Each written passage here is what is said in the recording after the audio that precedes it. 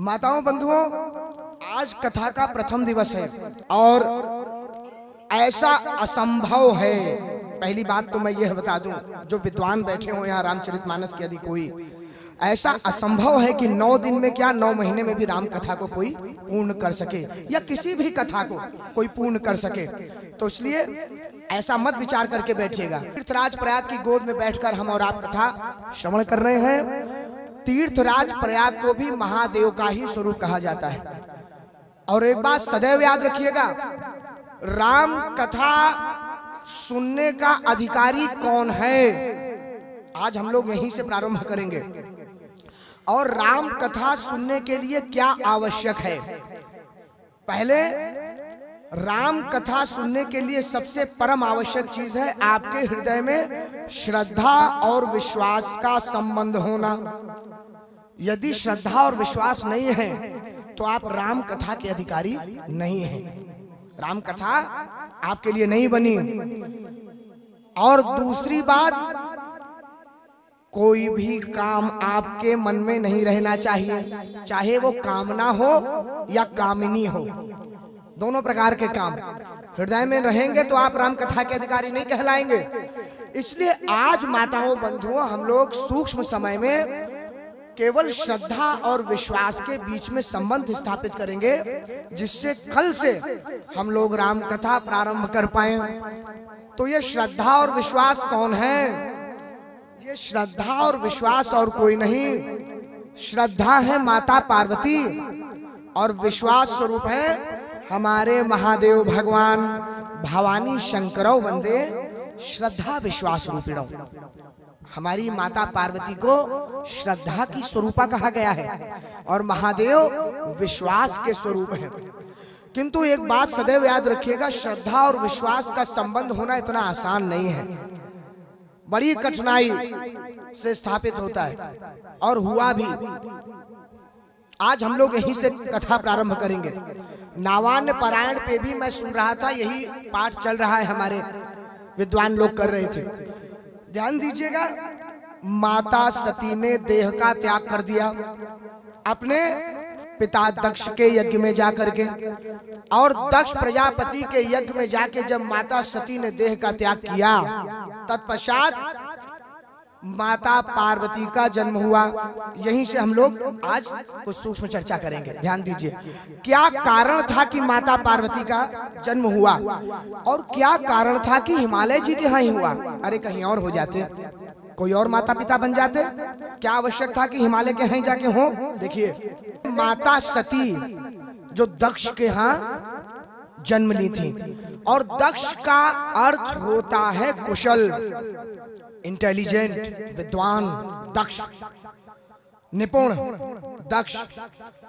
तो जो व्यक्ति दक्ष होता है ना किसी कार्य में, उसे कहीं ना कहीं अभिमान आ जाता है।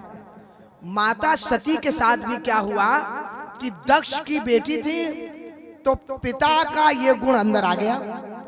और यही कारण था माताओं बंधुओं कि भगवान श्री राम को माता जानकी के लिए लीला करते हुए जब देखा माता सती ने, तो महादेव ने खूब समझाया, देवी इन पे संदेह न करना।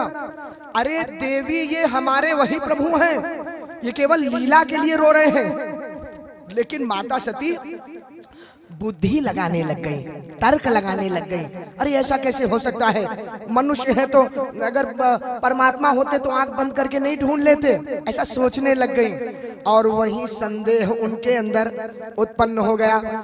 और जहां उन्होंने परमात्मा के लिए, एक बात सदैव याद रखिएगा, आप में बुद्धि कितनी भी क्यों ना हो माताओं बंधुओं, लेकिन श्रद्धा से सदैव कम होनी चाहिए। श्रद्धा की जहां बात है वहां बुद्धि लगाने की आवश्यकता नहीं, वरना आप परमात्मा से दूर हो जाएंगे। यही कारण था कि माता सती से ज्यादा और किसका संबंध होगा, परमात्मा की पत्नी थी वो।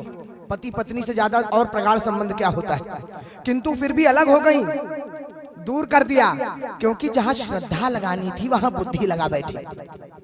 और दूसरी तरफ देखिए माता पार्वती को, माता पार्वती में बिल्कुल भी बुद्धि नहीं है। गिरी जड़ सहज कहीं सब लोगों, जो पर्वत होता है वो सहजता में जड़ होता है, कोई बुद्धि नहीं है, लेकिन उनमें श्रद्धा कूट कूट के भरी है।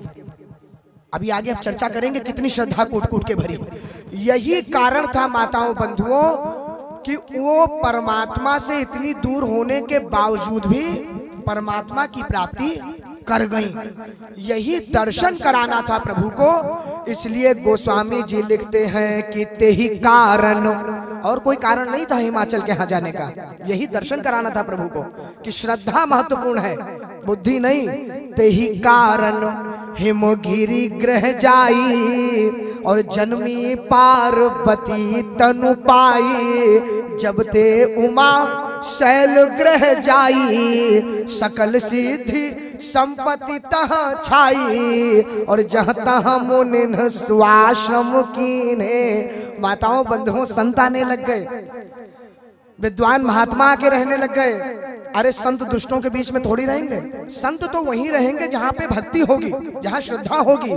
तो जहाँ तहाँ मुनिन सुआश्रम कीन्हे, उचित बास हिम बूधर दीन्हे, सोह शैल गिरजा के आए, जिमि जनु राम भगति के पाए। हिमालय ऐसा शोभायमान होने लग गया जैसे इस वक्त आप लोग शोभायमान हो रहे हैं। देखिए अभी आप लोगों के अंदर कथा सुनते समय राम भक्ति उपजी हुई है। यही तो कारण है कि सारे संसार के मोह माया को त्याग कर अभी केवल आप भगवान की कथा में मन लगाए हुए हैं। तो अभी जितने शोभायमान आप हो रहे हैं ना, उतना ही हिमालय भी शोभायमान होने लग गया। तो माताओं बंधुओं, माता पार्वती ने जन्म ले लिया। नारद जी महाराज को ये बात पता पड़ गई।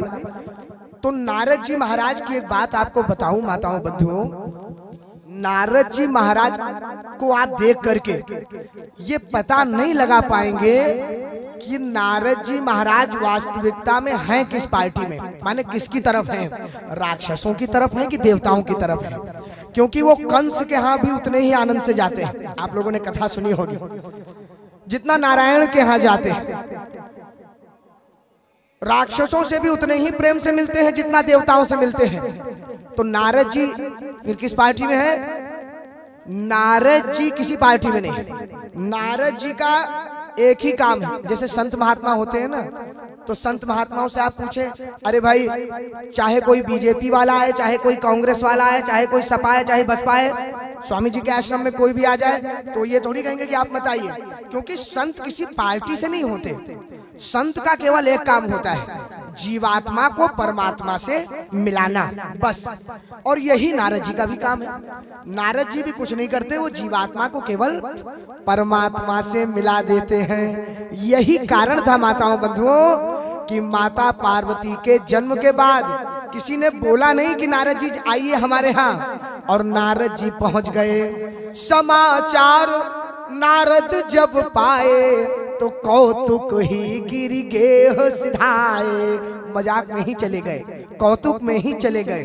तो जब पहुंच गए ना, तो पहुंचते से ही माताओं ने अपना कार्य प्रारंभ कर दिया।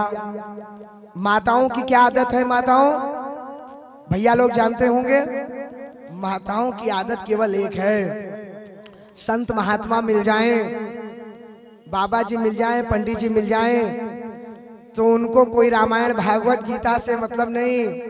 वो तो केवल एक सूत्री कार्यक्रम करती हैं कि महाराज जी हमारे बच्चे की जन्म पत्रिका देख लीजिए, हमारी बेटी का विवाह कब होगा, बेटे की नौकरी कब लगेगी। महाराज जी बड़ी समस्या है, और कोई बात उनके मतलब की नहीं रहती दूसरी। तो माता पार्वती भी नारद जी महाराज से और कुछ नहीं पूछी।